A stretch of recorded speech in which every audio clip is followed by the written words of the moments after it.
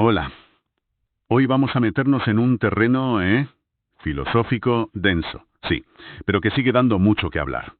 Esa relación tan tensa entre marxismo y humanismo. Ujú. Y lo vamos a hacer siguiendo el análisis de Luis Althusser, sobre todo de su texto Marxismo y Humanismo. Un texto clave, sí. Tenemos unos fragmentos donde él analiza cómo surgió eso del humanismo socialista y bueno, le lanza una crítica teórica bastante potente desde su visión del marxismo, ¿no? Exacto. La idea es intentar entender por qué Althusser veía un choque casi inevitable entre los ideales humanistas y lo que él consideraba, pues, la ciencia marxista. Exacto. Y es un debate con ecos históricos muy importantes. Piensa, por ejemplo, en aquel momento en que la Unión Soviética lanza el lema "todo para el hombre". Claro. Althusser detecta ahí una tensión fundamental que vamos a explorar hoy. La pregunta es, ¿cabe el humanismo dentro del análisis marxista o es, como él sugiere, una vuelta atrás? Una especie de regresión, ¿no? Eso es, a una fase que él considera precientífica del propio Marx. Su gran jugada, digamos, es trazar una línea muy clara entre conceptos que ve como científicos y los que considera puramente ideológicos. Vale, Entender esa distinción es vital, para seguir todo su razonamiento. vale, pues entremos en materia. A ver, los textos nos sitúan en un contexto histórico muy concreto. La Unión Soviética de después de Stalin. Ujú. Que mientras decía avanzar hacia el comunismo, pues empieza a promover un humanismo socialista. El foco cambia, se pone en la libertad individual, la legalidad socialista, la dignidad de la persona. Sí, algo que según Althusser choca con la fase anterior, la de la dictadura del proletariado, que él caracterizaba más bien por un humanismo de clase. Es interesante, sí, cómo Althusser vincula estas dos formas de humanismo socialista a etapas históricas que él ve como necesarias. Ajá, Primero, ese humanismo de clase que asocia a la lucha directa durante la dictadura del proletariado. Pone el ejemplo de la China de Mao en esa época. vale. Y luego el humanismo personal, que surgiría cuando esa dictadura se considera ya superada, como proclamaba la URSS. Entiendo. Lo curioso es que este giro hacia la persona pues abría la puerta a diálogos con otros humanismos, ¿no? El burgués, el cristiano, por esa aparente liberalización. Claro, parecía un acercamiento. Exacto. Althusser incluso menciona cómo se recuperaba aquella frase de los manuscritos de Marx de 1844 sobre el comunismo como apropiación real de la esencia humana, leyéndola como un humanismo ya maduro, digamos. Y aquí es donde Althusser, bueno, mete el dedo en la llaga, ¿no? Aquí viene lo fuerte. Suelta una afirmación que es el corazón de su argumento. Dentro de la teoría marxista, socialismo es un concepto científico, dice él, arraigado en el análisis de cómo funcionan las sociedades. Exacto. Pero humanismo, insiste, es un concepto ideológico. Y ojo a este matiz que introduce. Sí, es clave. La ideología puede señalar problemas reales, puedes expresar aspiraciones, pero no te da las herramientas para conocer esos problemas científicamente, en su raíz. Justo. Confundir ciencia e ideología es, para Althusser, un error teórico grave. Gravísimo. Vale, y para que veamos la diferencia y por qué él cree que Marx superó el humanismo, Althusser hace un repaso rápido de la evolución del propio Marx. Dice que al principio Marx también era humanista. Mira. Primero, allá por 1840-42, un humanismo más bien liberal, racionalista, ¿sabes? Influido por Kant y Fichte. Ujú. La idea era que la esencia del hombre es libertad y razón, y la política debía lograr que el Estado encarnara esa razón. El joven Marx, periodista en la Rheinische Zeitung, es un ejemplo de esto. Vale, esa sería la primera etapa. Luego, entre 1842 y 1845, decepcionado con el Estado prusiano, Marx se acerca al humanismo de Feuerbach, más centrado en lo comunitario, digamos. Cambia el enfoque. Sí, aquí la clave es la alienación.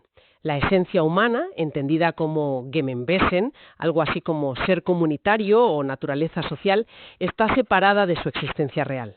Alienada, sí. Y la política pasa a ser la lucha por recuperar esa esencia perdida en la religión, el Estado, la propiedad. De esta época es la famosa frase: ser radical es tomar las cosas por la raíz, mas para el hombre la raíz es el hombre mismo. Una frase potente, desde luego. Pero entonces, ¡zas!, llega 1845. ¿El corte? Althusser dice que Marx da un giro brutal, una ruptura epistemológica, la llama. Rompe con toda teoría que parta de la esencia del hombre. Toda. Abandona esa forma de pensar, esa problemática, ese marco conceptual, podríamos decir, y empieza a construir su teoría sobre conceptos radicalmente nuevos. Modo de producción, fuerzas productivas. Relaciones de producción, lucha de clases, superestructura, ideología. Exacto. Los pilares del materialismo histórico que conocemos. Un cambio total de terreno, vamos. Es un cambio radical, sí. Marx deja de preguntarse por la naturaleza humana abstracta, que era la base tanto del idealismo como del empirismo anteriores, ojo, y empieza a analizar las prácticas humanas concretas, cómo producen, cómo se organizan políticamente, qué ideas tienen, y cómo todo eso se articula en una estructura social compleja. El foco ya no es el hombre con mayúsculas. No, para nada. Son las relaciones sociales concretas. Y Althusser es tajante aquí, ¿eh? Dice que este antihumanismo teórico de Marx, y recalca lo de teórico, claro, muy importante eso, ¿sí? No significa ser antihumano en la práctica. Es la condición indispensable para poder conocer científicamente la historia y la sociedad. Tal cual. Llega a decir, y cito más o menos de memoria, que es imposible saber nada sobre los hombres si no se reduce a cenizas el mito filosófico del hombre. Una frase demoledora. Cualquier intento de volver a meter al hombre como concepto central en la teoría marxista es, para él, volver a esas cenizas. Un paso atrás vamos, teóricamente hablando. Ahora, aquí viene una parte fundamental para no malinterpretar a Althusser, ¿vale? A ver. Que Marx rompiera teóricamente con el humanismo no significa que el humanismo desaparezca o sea inútil como ideología. Ah, vale, esa es la distinción clave. Exacto. Althusser insiste, la ideología no es solo falsa conciencia, es algo que las sociedades necesitan para funcionar, para que la gente viva su relación con el mundo. Dice, y es una frase muy gráfica, que las sociedades secretan ideología como el elemento y la atmósfera indispensables para su respiración y vida históricas. Casi como el oxígeno, dice. Tal cual. Así que, paradójicamente, es el antihumanismo teórico de Marx lo que nos permite entender qué es y para qué sirve el humanismo ideológico. Entiendo la paradoja. ¿Y cómo funciona esa ideología, según esta visión? Porque no es solo un conjunto de ideas conscientes, ¿verdad? No. A menudo opera de forma inconsciente, a través de estructuras mentales, imágenes, mitos que nos vienen dados y con los que interpretamos y vivimos nuestra realidad. Vale. Althusser dice algo así como que en la ideología los hombres expresan no su realidad real con sus condiciones de existencia, sino la forma en que viven su relación con esas condiciones. O sea, una mezcla de lo real y lo imaginario, ¿no? De cómo son las cosas y cómo las experimentamos o sentimos. Eso es. Una relación vivida, imaginaria en parte. En sociedades divididas en clases, claro, la ideología dominante suele servir a la clase dominante. Lógico. Pero Althusser añade un punto interesante. La propia clase dominante también vive dentro de su ideología. El ejemplo clásico es la burguesía con la libertad. La necesita para justificar su poder, pero también cree en ella sinceramente, digamos, aunque oculte la explotación. Ya, están atrapados en su propia red, por así decir. Algo así. Y piensa que incluso en una sociedad sin clases la ideología seguiría siendo necesaria. Quizás para ayudar a la gente a adaptarse a nuevas formas de vida, a asumir nuevas tareas colectivas. Interesante. Entonces, volviendo al humanismo socialista de la URSS, Althusser lo lee como una ideología que surge para responder a problemas reales de ese momento, ¿no? Exacto. Necesitaban marcar distancia con Stalin, justificar el fin de la represión masiva, hablar de desarrollo individual después de tanto colectivismo forzado, adaptarse a la coexistencia pacífica, problemas reales. Pero la pregunta de Althusser es, ¿por qué usar conceptos viejos, primarxistas, alienación, fetichismo, la persona abstracta, en vez de aplicar las herramientas científicas del propio Marx? Claro, ¿por qué no usar el propio arsenal teórico marxista? Eso es. El término culto a la personalidad, por ejemplo, útil para denunciar a Stalin, vale, prácticamente útil, pero no explica nada científicamente desde el marxismo. Es una descripción de algo que pasa en la política, en la ideología. Pero no analiza sus raíces estructurales. Exacto. No va al fondo del asunto con las herramientas de Marx. Y ahí encaja lo que Althusser dice sobre el humanismo real, en una nota aparte, ¿verdad? Sí, ahí lo matiza un poco. Lo considera un concepto práctico, una especie de lema o señal que indica una dirección correcta. Hay que pasar de las ideas abstractas sobre el hombre a las condiciones concretas de la sociedad, a las relaciones sociales. Recuerda la sexta tesis sobre Feuerbach. La esencia humana es el conjunto de las relaciones sociales. Justo. Pero una vez que haces ese giro hacia lo concreto y empiezas a analizarlo con las herramientas marxistas, modo de producción, clases, etcétera, el lema humanismo real ya no aporta nada teóricamente. Es como una señal de tráfico, dice él. Exacto. Te indica por dónde ir, pero cuando llegas ya no necesitas la señal para entender dónde estás. El peligro, advierte Althusser, es inflar el lema y creer que ya es la teoría. Confundir el indicador con el destino. Eso es. Y eso puede impedir analizar y resolver los problemas de verdad. Su frase es clara. El lema del humanismo no tiene valor teórico, pero sí como índice práctico. Queda claro. También se toca de pasada en los textos la relación de Marx con Hegel y su dialéctica. Althusser insiste en que Marx no se limitó a ponerla sobre los pies, a invertirla. No, dice que fue una transformación mucho más profunda. ¿En qué sentido? Pues para quitarle el núcleo idealista y reconstruirla sobre bases materialistas. No es solo darle la vuelta, es cambiarla por dentro, digamos. Vale. Y ligado a eso, introduce un concepto que es clave en su pensamiento, la sobredeterminación. Sobredeterminación.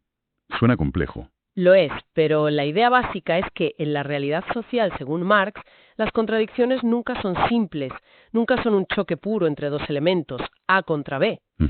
Siempre están sobredeterminadas, es decir, complicadas, influidas, moldeadas por un montón de factores a la vez. La economía, sí, pero también la política, la ideología, la historia pasada que sigue pesando, las circunstancias particulares. Entiendo. Como que todo influye en todo. Más o menos.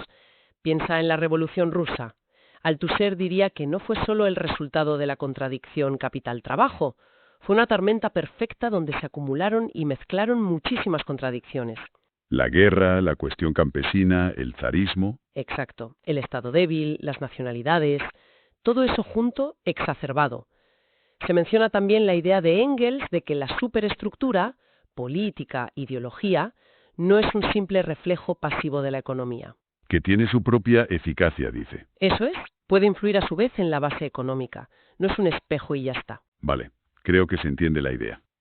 Entonces, si intentamos resumir un poco la postura de Althusser que hemos estado explorando, vemos una tensión constante, ¿no? Claramente. Por un lado, reconoce que el humanismo como ideología puede jugar un papel. Puede expresar demandas justas, movilizar a la gente, responder a necesidades sentidas en un momento dado. Sí, puede tener una función práctica, política, eso lo admite. Pero por otro lado, su argumento central es que ese mismo humanismo es teóricamente insuficiente si quieres hacer un análisis marxista serio de la sociedad y la historia. Insuficiente o incluso erróneo, ¿no? Desde su punto de vista. Sí, erróneo como punto de partida teórico. Cree que Marx hizo un descubrimiento científico precisamente al romper con el humanismo como base teórica. Por eso insiste tanto en usar los conceptos específicos del materialismo histórico: fuerzas productivas, relaciones, clases, ideología, sobredeterminación. Exacto, porque considera que son las herramientas adecuadas para ese análisis científico, las que realmente permiten conocer. O sea, la idea final sería que, gracias a haber desechado el humanismo como teoría, ese antihumanismo teórico, se puede entender qué es el humanismo como fenómeno social, como ideología. Justo. Y a partir de ahí, pues un movimiento que se diga marxista podría decidir qué hacer con él: apoyarlo tácticamente en ciertas luchas, criticarlo, intentar transformarlo. Exactamente. Pero esa decisión política, y esto lo subraya Althusser una y otra vez, siempre debería basarse en el análisis científico de la situación concreta, usando las herramientas teóricas marxistas. Y el gran riesgo es confundir los planos, ¿no? Ese es el peligro. Tomar la ideología, por útil o bien intencionada que parezca en un momento dado, como si fuera ciencia. Porque eso, al final, te impide ver las causas reales de los problemas. Y por tanto te dificulta encontrar soluciones efectivas. Efectivamente. Es una defensa a ultranza del rigor teórico frente a lo que él considera, pues, atajos ideológicos o concesiones teóricas peligrosas. Y esto nos deja pensando, si aceptamos con Althusser que la ideología, quizás bajo formas de un cierto humanismo práctico, ético o de otro tipo, es una necesidad social. Esa atmósfera indispensable. Eso es. Algo que la gente necesita para darle sentido a su vida, para adaptarse a los cambios, incluso en sociedades futuras. La pregunta es, ¿Cómo se evita que esa ideología necesaria acabe otra vez ocultando la comprensión científica de cómo funcionan las cosas? Una pregunta complicada. O que se convierta, aunque ya no haya clases como las conocemos, en una nueva manera de abordar los problemas de forma, digamos, imaginaria en lugar de real. Queda ahí la pregunta, sí, sobre esa relación siempre difícil, siempre tensa, entre lo que sabemos científicamente del mundo y cómo lo vivimos colectivamente. Una tensión que, desde luego, parece lejos de resolverse. Sin duda. Un buen punto para seguir reflexionando.